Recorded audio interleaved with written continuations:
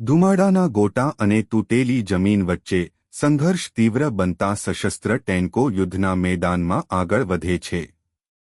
સૈનિકો ધૂળ અને કાટમાળમાંથી સાવધાનીપૂર્વક આગળ વધે છે, જે ચાલી રહેલા રશિયા-યુક્રેન યુદ્ધમાં બીજી એક તંગ ક્ષણને ચિહ્નિત કરે છે.